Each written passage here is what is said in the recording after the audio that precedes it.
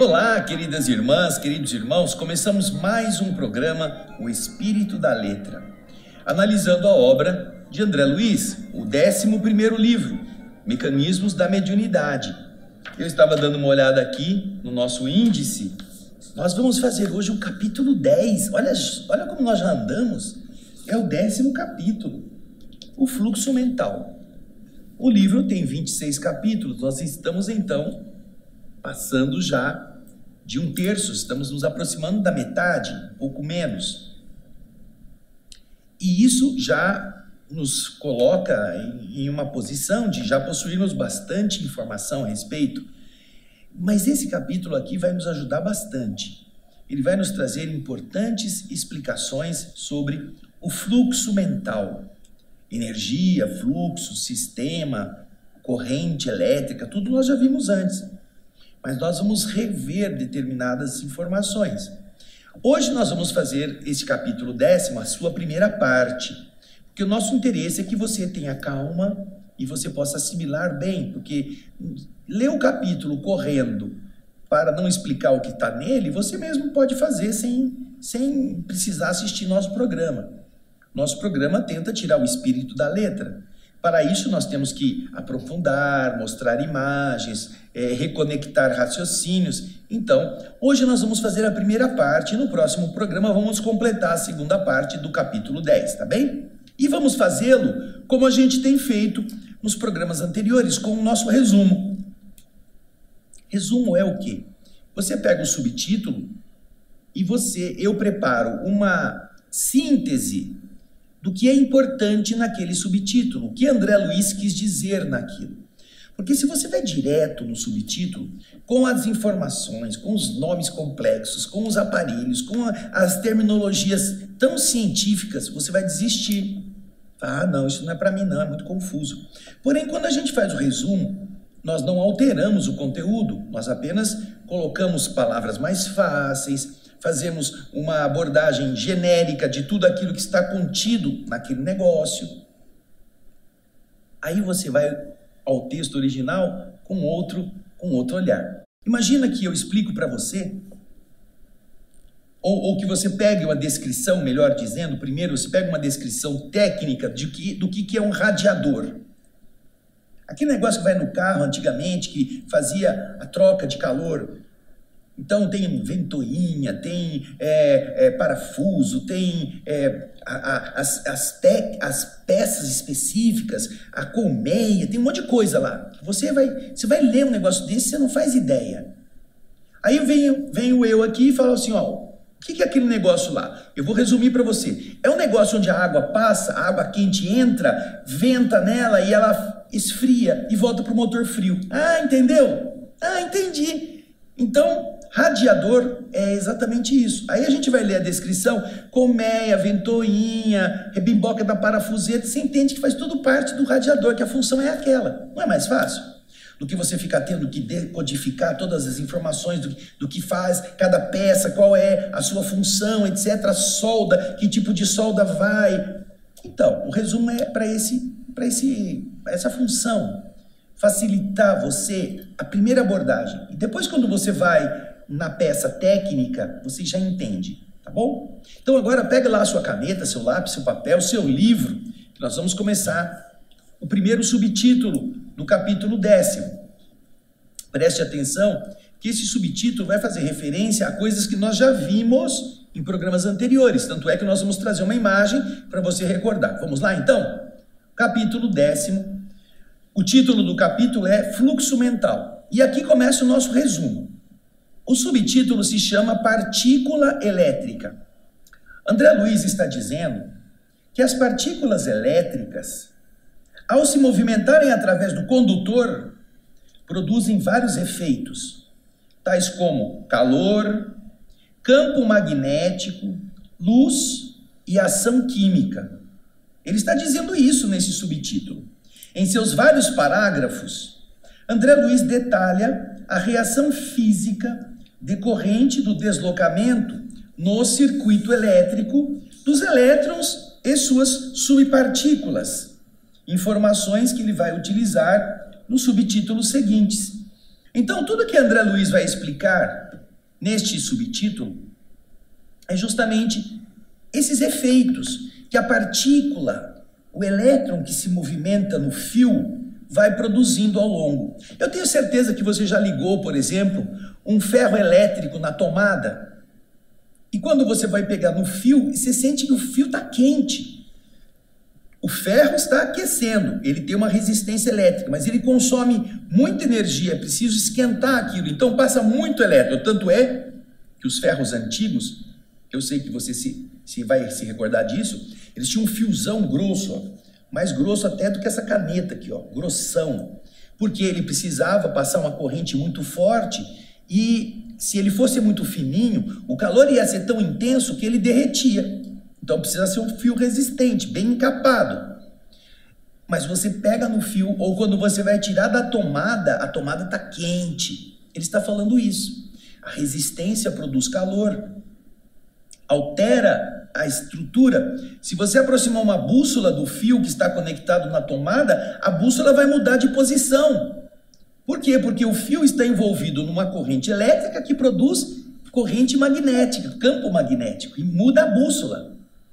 Olha que legal. Então, tudo que André Luiz vai falar nesse primeiro subtítulo tem a ver com uma imagem que nós já vimos em programas anteriores e que você vai ver aí na tela também como parte do nosso resumo. Recordar é viver. Aí está, ó. Um elétron, que é aquele que está lá na ponta direita, amarelinho, ele vai passando de um campo para de um átomo para outro, ó. Ele vai saindo de um, pula para o outro, sai de um, pula para o outro, sai de um, pula para o outro. E isso é o sentido do deslocamento dos elétrons, fazendo que haja uma corrente elétrica. E essa corrente, é que André Luiz está descrevendo, produz esses efeitos que nós lemos aqui, como você vai ver, produz calor, campo magnético, produz luz. O que era o filamento da lâmpada? Aquelas lâmpadas incandescentes, ela produzia calor tão intenso que o filamento encandecia, ficava quente e começava a emitir ondas luminosas, além das ondas caloríficas. Veja só que interessante, tudo isso está acontecendo por causa da passagem da corrente. Algumas pessoas que às vezes precisam fazer limpeza de metais, ou prata, ou mesmo ferro que está muito enferrujado, eles colocam esse material em uma solução bastante salina, onde haja muitos íons, muitos elétrons soltos, dissolvidos, e aí eles passam uma corrente elétrica. Eles colocam um polo de um determinado metal, o outro polo de um outro metal, e quando ele liga na tomada, a corrente elétrica vai passar por aquela água, vai interagir com aquele ferro, com aquele aço que está ali, aquela prata, e vai tirar as partículas, vai concentrar num outro polo, e ela vai ficar limpa. Existe um fenômeno que eu acho que você já ouviu falar, que é de niquelação. Niquelação é um processo que transfere átomos de níquel para uma superfície que antes não estava niquelada. Então ele vai ficar com aquele aspecto brilhante. Por quê? Porque é uma reação química com a corrente elétrica passando. É um efeito químico. Então tem um efeito luminoso na lâmpada, um efeito químico na eletrólise, na produção de gases ou na niquelação. Tem o aquecimento do fio, calor. Tudo isso ele está dizendo nesse subtítulo. Então, agora que nós já entendemos mais ou menos o que ele quis dizer, nós vamos para o texto original de André Luiz. E vamos ler, para que você possa acompanhar tudo aquilo que ele está falando. Vamos lá? Acompanhe comigo aí na imagem. Fluxo mental. Partícula elétrica. Diz André Luiz, por anotações ligeiras acerca da microfísica, sabemos que toda partícula se desloca, gerando onda característica naturalmente formada pelas vibrações do campo elétrico relacionadas com o número atômico dos elementos. É claro, número atômico, quantos elétrons tem nas camadas, esse número atômico vai produzir um deslocamento maior ou menor de elétrons. Essa é a ideia que ele está falando da microfísica. A física do microscópio, do campo mícrico. Continua André Luiz. Combinando, associando os processos termoelétricos e o campo magnético, a ciência pôde medir com exatidão a carga e a massa dos elétrons, esses elétrons que se deslocam, demonstrando que a energia se difunde, se espalha através do movimento simultâneo em partículas infraatômicas e pulsações eletromagnéticas correspondentes a essas partículas. Informa-nos ainda que a circulação da corrente elétrica num condutor é invariavelmente, é constantemente seguida do nascimento de calor, da formação de um campo magnético ao redor do condutor, da produção de luz e ação química. Deve-se o aparecimento do calor às constantes colisões dos elétrons livres, espontaneamente empurrados a se moverem ao longo do condutor, do fio, associando a velocidade de transferência ou deslocamento à sua velocidade própria, no que quer dizer, no que tange a translação sobre si mesmos, o que determina a agitação dos átomos e das moléculas, provocando aquecimento. Quando a gente vai naquela imagem que nós já vimos, aquela imagem anterior que eu mostrei, parece uma linguiça com os elétrons pulando, você vai ver de novo. Aí, esse ato de pular de um lugar para outro agita o átomo todo, agita as camadas eletrônicas que ficam excitadas, enquanto o último elétron está produzindo essa mudança. Então, essa agitação é o que ele está dizendo, produz o aquecimento, agitação dos átomos e das moléculas que compõem aquele elemento. Não é difícil de entender. Por isso que ele esquenta. Aí ele continua falando no texto. A constituição de um campo magnético, quando passa a energia pelo fio, cria-se um campo magnético, aquele que muda a bússola. Então, essa constituição de um campo magnético ao redor do condutor, ela é induzida, ela é gerada pelo movimento das correntes dos corpúsculos, dos elétrons, que criam força ondulatória de imanização. Quando eles andam de um lado para outro, ele vai criar uma ondulação que faz com que surja um campo semelhante ao do ímã. Produz magnetismo. Então ele está explicando por que produz magnetismo. O calor ele já explicou. O magnetismo é por causa dessa criação de ondas, dessas forças ondulatórias que vão produzir a imantação daquele processo, naquele corpo que está servindo de condutor. Mas ele vai explicar agora a produção da luz. A produção de luz é consequência da corrente elétrica do condutor. Como nós falamos aqui, aquela lâmpada incandescente produz luz. Por quê? Porque, de verdade, essa iluminação é a consequência da vibração do filamento. Passando a corrente elétrica por ele aquece e começa a produzir luz. A mesma coisa aconteceria, por exemplo, com o fio do ferro elétrico. O fio do ferro elétrico produz luz. Só que o calor é tão intenso que ele está encapado. Mas se a gente olhasse com um óculos infravermelho, você veria o fio todo vermelho, porque ele está quente. Agora, quando você tem dentro de um ambiente isolado da atmosfera, um vácuo, você tem um filamento e passa a corrente elétrica, então o fio vai esquentando, esquentando, esquentando, e ele fica tão quente que ele produz luz também. É como uma fogueira. A fogueira tem a madeira, não é? A madeira está lá, você põe uma fonte de energia, a madeira começa a reagir sobre ela mesma, a energia vai começar a decompor os elétrons e ela vai ficar o quê? Ela vai começar a esquentar demais e por causa da cooperação do oxigênio do ambiente, aquilo vai começar a se expandir, vai ter o que? Uma labareda, a labareda tem luz. A vela, o filamento, o calor, o combustível, o comburente do ar, e a vela acende. Ela é quente e ela espalha luz. Ele está explicando por que gera luz.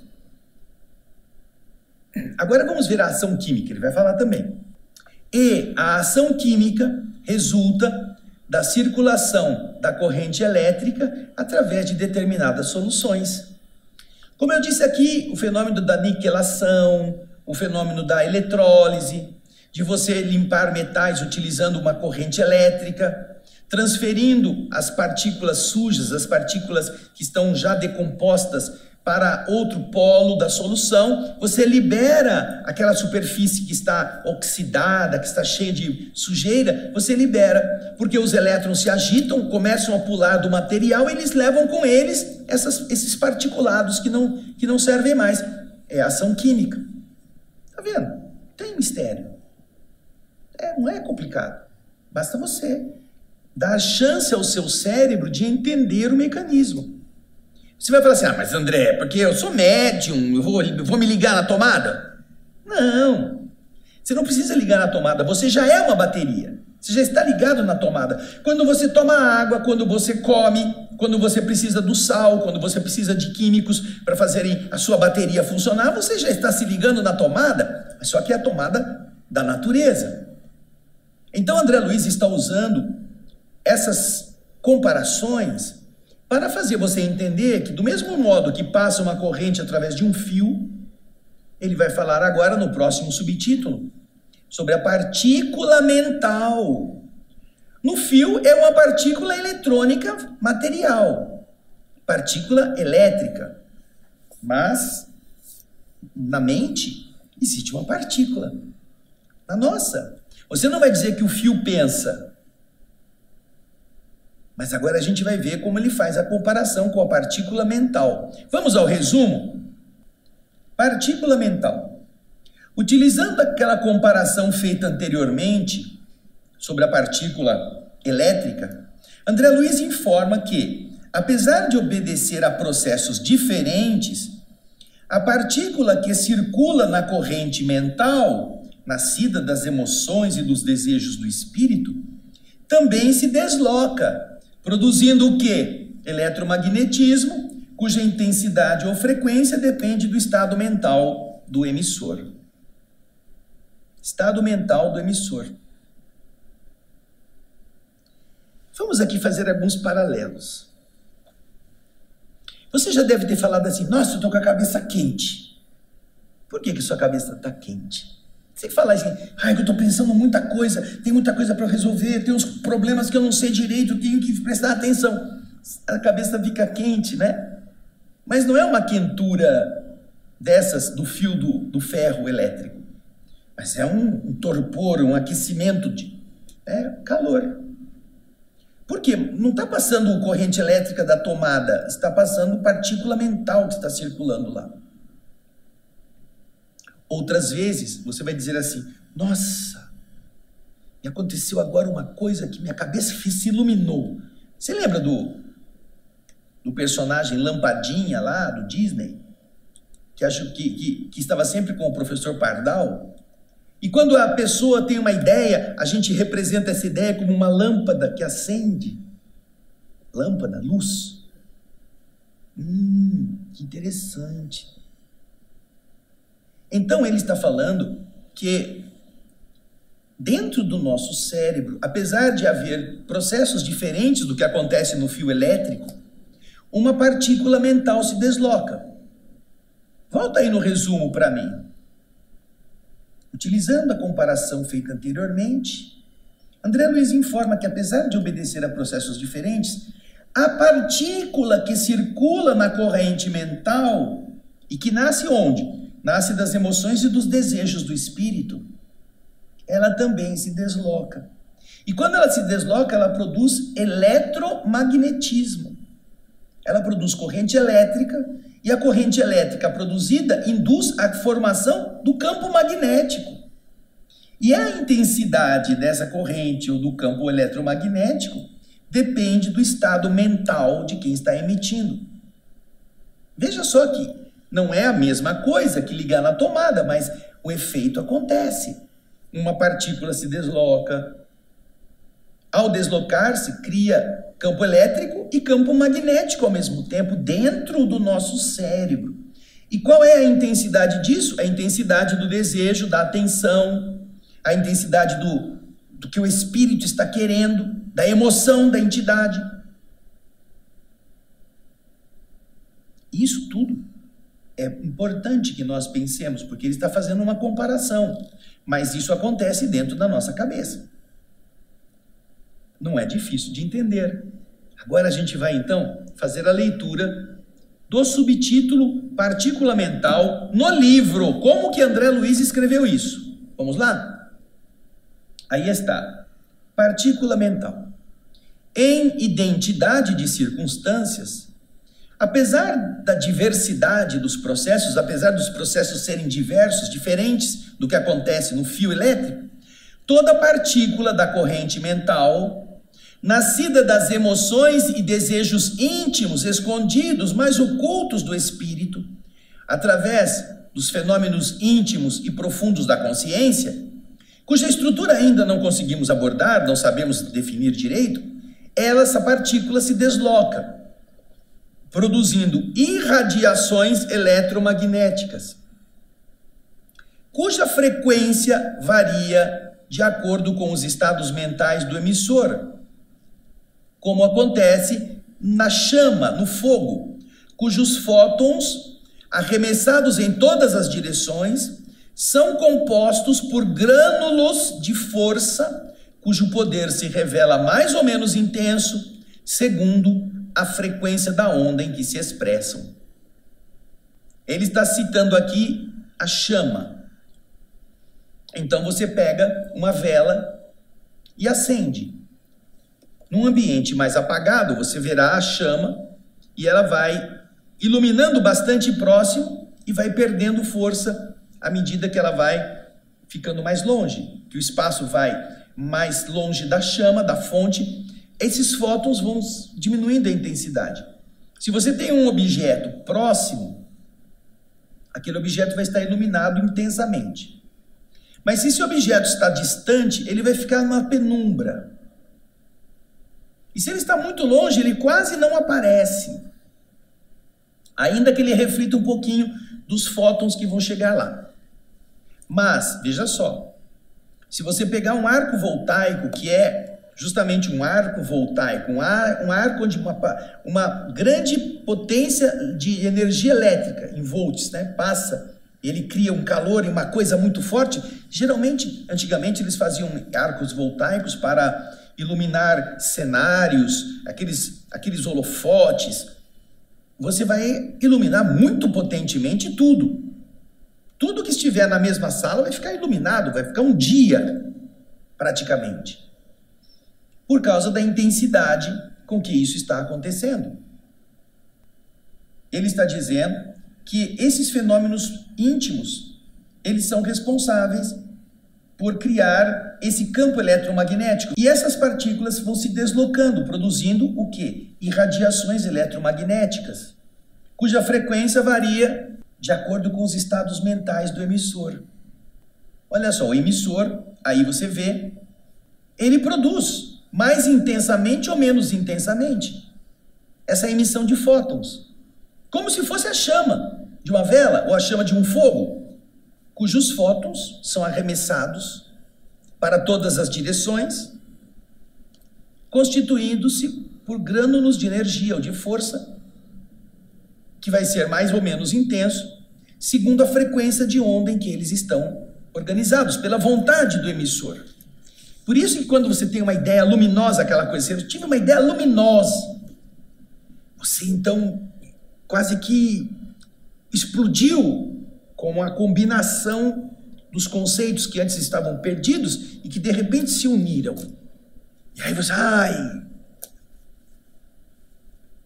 eureka, dizia o sábio grego. Então você vê, são partículas que, na sua maneira de pensar, vão produzir esse campo. E esse campo vai se expandir mais ou menos intensamente de acordo com a frequência daquela onda que você está emitindo. Tá vendo como é fácil de entender? Ou seja, do mesmo parecida com a corrente elétrica que passa pelo fio, que vai produzir calor, vai produzir magnetismo. Dentro da nossa cabeça existe uma estrutura que também possibilita que partículas corram por ela. Você não precisa estar ligado na tomada. Corra pelo corpo todo. Faça o músculo se mover. Faça com que nossas células estejam abastecidas. Ou, veja só, você sabe que você tem uma temperatura. Essa temperatura, em média, 36,5, 36,7. Como que você mantém essa temperatura? Por uma reação química. Dentro do seu organismo, tudo aquilo que você está comendo vai ser transformado e vai passar por um estresse elétrico. E esse estresse das células vai produzir energia. Essa energia vai fazer tudo funcionar. E quando você atrita, quando você liga um carro, o carro não está pegando fogo, não é mesmo? Não tem um incêndio. Mas você vai ver que, apesar de haver explosões mícricas dentro dos pistões, o carro inteiro vai ficar quente, o seu motor todinho vai aquecer. Então, as explosões mícricas que acontecem nos eventos químicos dentro das células vão produzir energia, essa energia vai se espalhando e vai manter uma temperatura do motor. Nós precisamos ter o motor em uma determinada temperatura. Lembra, vem aqui um pouquinho. Lembra do carro a álcool? O carro a álcool era legal. Você produzir álcool da planta, da cana de açúcar. Só que para ele pegar fogo, para ele ser combustível, ele tinha que estar a uma determinada temperatura. Então os primeiros carros a álcool, quando fazia frio, eles não pegavam de manhã. Ficava aquela coisa, nhec, nhec, nhec, nhec, o motor estava frio. Aí eles desenvolveram o quê? Uma injeção de gasolina, porque a gasolina tem uma octanagem maior, ela é mais explosiva, então ela pegava fogo por um tempo, fazia o motor começar a funcionar, ele saía daquela frieza que ele estava, e a partir daí, depois que ele já atingia um mínimo de calor, ele podia consumir o álcool e não tinha problema, o carro não falhava mais, porque ele tinha que chegar numa temperatura. Os motores, então, precisam funcionar numa determinada temperatura específica. Não é que eles têm que estar frio, não. Motor frio não funciona. Agora, motor superaquecido funde. Então, ele tem que trabalhar num espectro de calor que lhe dê eficiência máxima. Por isso que os carros têm um medidor de temperatura. Nosso corpo também é uma máquina. Não é movido a gasolina, apesar de muita gente tomar álcool bastante, né? E você já notou que quando você toma álcool, você sente calor? Você sua. O corpo precisa reagir àquilo, precisa expelir aquilo. Então é uma reação química ligada a essa reação do álcool nas células para expelir o mais rápido possível. Tudo isso está também vinculado à partícula mental. A nossa partícula mental coordena tudo isso. Nosso cérebro, na sua construção ao longo dos milênios, dos milhões de anos, foi automatizando este processo. Você não precisa dizer assim, nossa, eu comi um bife, então agora eu vou meditar para que o bife seja digerido pelo ácido que corresponda ao suco pancreático que come a carne. Vamos lá, o suco agora vai entrar no pedacinho da carne, vou mentalizar. Você não precisa fazer isso para o organismo responder, ele faz automaticamente. Mas um dia ele precisou desenvolver isto até torná-lo automático. Essa corrente, essa partícula mental, que antes não estava tão organizada como está no ser humano, um dia nos reinos inferiores da natureza, precisou desenvolver esse potencial de ordenar comer a carne que você, ou digerir a carne que você comeu. Ai, André, eu estou pensando aqui num sundae de chocolate. Ou então numa banana split com morango. Eu falei isso agora. Você está pensando. Imediatamente você está pensando, o que acontece? Você começa a produzir saliva. Gostoso. Por quê? Automatizou o processo. Você pensou, criou a imagem mental, partícula mental correu e analisando o seu pensamento disse para as glândulas salivares, vamos lá trabalhar, moçada, que vai vir comida boa aí. Aí você enche a boca d'água. Você não pensa nisso, mas é uma reação automática, tá vendo? Interessante. dependendo da partícula mental. Se você não pensar nisso, você não saliva. Se você pensar, vou ler este livro, ninguém saliva. Pode ser um livro de culinária. Enquanto o livro está fechado e você não está tendo ideias culinárias, você não está salivando. A hora que você começa a abrir o livro, você vê a fotografia do prato, é a fotografia do prato. Se você lê a receita, você não saliva. Mas se você vê a fotografia daquele negócio que é bonito, cheio de imagens coloridas, você já imagina comendo aquilo, você saliva. Olha só que interessante, a partícula mental correu pelo seu cérebro, ativou os seus terminais gustativos, mandou preparar. Não é só a boca que está preparando, não. O seu estômago começa a preparar também. Ele começa a se revestir do muco, que ele diz, olha, vai vir comida aí, vamos preparar um negócio para receber a banana split, ou o sorvete, ou o bife.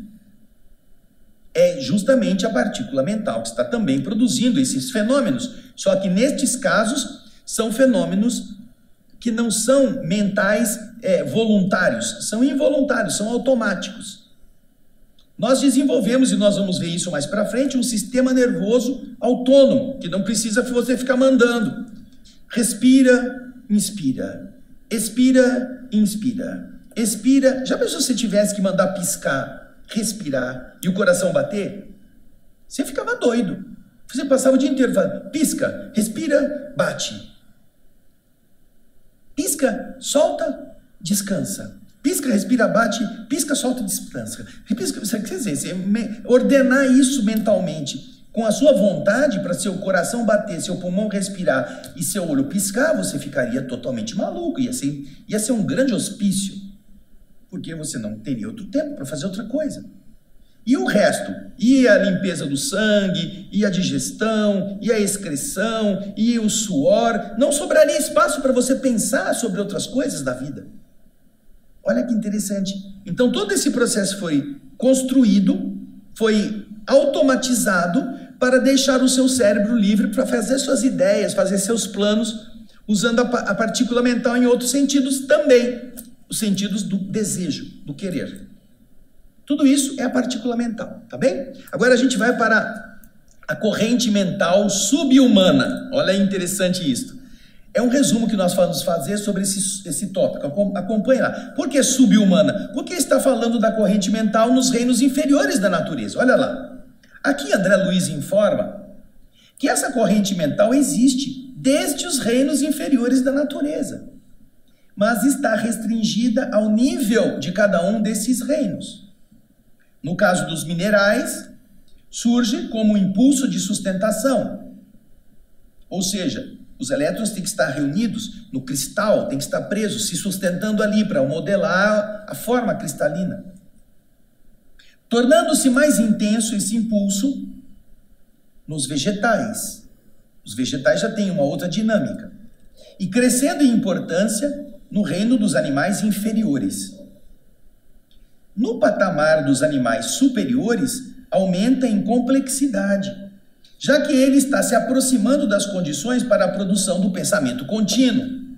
Em todos os seres abaixo do nível humano, portanto, os agentes mentais, através de impulsos constantes, são usados para a manutenção do calor, do magnetismo, radiação e atividade química exigidos na manutenção da vida orgânica, servindo de exercício para solidificarem as bases da inteligência, tornando-se mais fulgurantes nos animais superiores que já possuem percepções mais avançadas.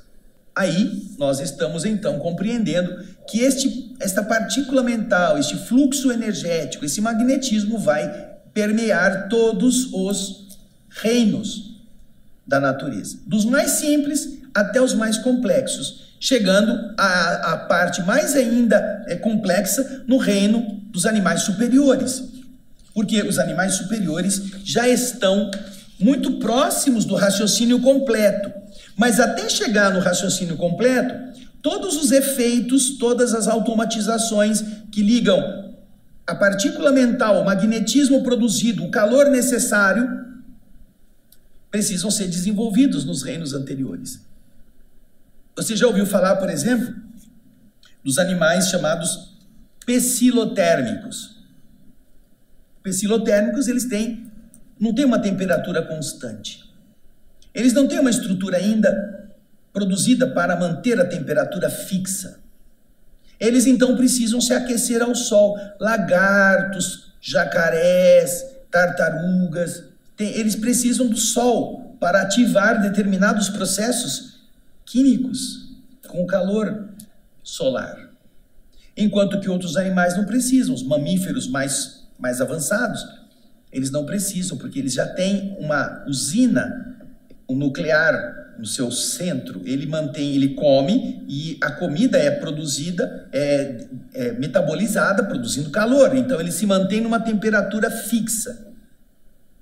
Ele não oscila de temperatura. Isso já é um avanço no próprio reino dos animais irracionais, nessa corrente mental subhumana. As plantas estão abaixo. Você não precisa encontrar na planta uma temperatura para a biologia fazer funcionar, como acontece nos animais. Mas a planta precisa também de estruturas vibratórias que a mantenham. E nós vamos ter na planta, por exemplo, o cloroplasto, que depende da luz para produzir energia, para poder fazer o funcionamento da sucção dos minerais dissolvidos, transformá-los, fazê-los adaptar-se à sua necessidade de produção de mais células vegetais. Tudo isto está dentro desse processo que André Luiz está descrevendo neste subtítulo, Corrente Mental Subhumana. Vamos então ver agora o que André Luiz escreveu no livro. Está escrito lá, você vai ver que não tem muita dificuldade de entender. Corrente mental subhumana. Nos reinos inferiores da natureza, a corrente mental restringe-se a impulsos de sustentação nesses seres de constituição primária, começando dos minerais, preponderando, se tornando mais importante nos vegetais, e avançando pelo domínio dos animais de formação mais simples, os animais mais inferiores, para se tornar bem evidente, mais complexa nos animais superiores, que já conquistaram bases mais amplas para a produção do pensamento contínuo. Eles ainda não possuem o pensamento contínuo, mas eles já estão mais próximos.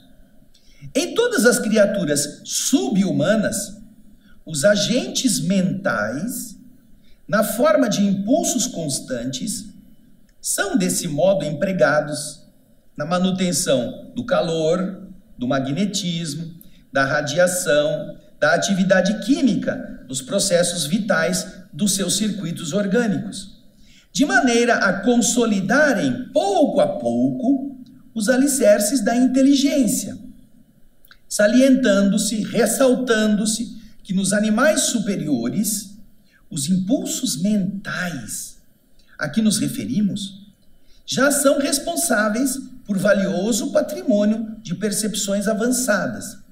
Já os animais superiores, eles já começam a desenvolver certas emoções, certas partículas mentais específicas de memória.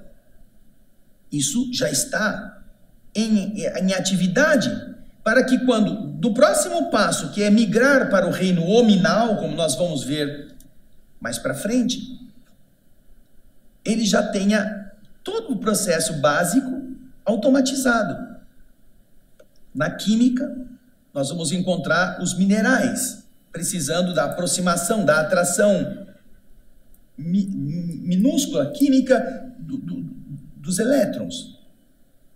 Depois, eles se dissolvem na água, eles são triturados, vão compor o solo, e as plantas vão pegá-los para levá-los às suas estruturas de desenvolvimento, de crescimento, já modeladas pela ação da luz, através do cloroplasto. Depois os animais vão usar as plantas, vão se abastecer das plantas, vão comer, para fazer o funcionamento da sua fornalha orgânica. Ainda que em alguns animais essa fornalha orgânica não esteja constituída energeticamente na sua constituição nervosa para produzir calor constante. Então eles precisam subir sua temperatura, em alguns casos, como eu citei aqui, lagartos, animais desses que precisam ficar expostos ao sol, tomando banho de sol, porque eles precisam subir a temperatura para começar o processo metabólico. Eles não têm esse poder ainda dentro deles. E depois, mas eles já comem planta, eles comem outros animais, eles já estão se preparando com a sua estrutura vibratória mental para atingir outros níveis. Mas você não vai dizer assim, ai, o jacaré estava tão triste. Ai, o jacaré procurou o seu dono e o abraçou de saudade. Nem uma tartaruga. Eles vão ter manifestações primárias. Mas veja na internet quantos animais procuram seus donos para demonstrar carinho. Quantos cachorros que ficaram afastados dos seus donos, gatinhos que ficaram afastados quando reencontram o dono, passarinhos ou gansos que procuram o dono e abraçam. Eles já estão desenvolvendo já um critério muito mais complexo da manifestação da partícula mental. Porque mais adiante eles se tornarão seres humanos e terão a inteligência completa, o raciocínio pleno. Tudo isso está sendo preparado pela natureza. E tudo está vinculado a essa ação magnética que a estrutura do cérebro, que está em desenvolvimento nessas diversas etapas, vai concedendo aos seres. Até chegarmos, como nós vamos ver mais para frente, no próximo programa, a função dos agentes mentais, dessas partículas mentais, já no ser humano.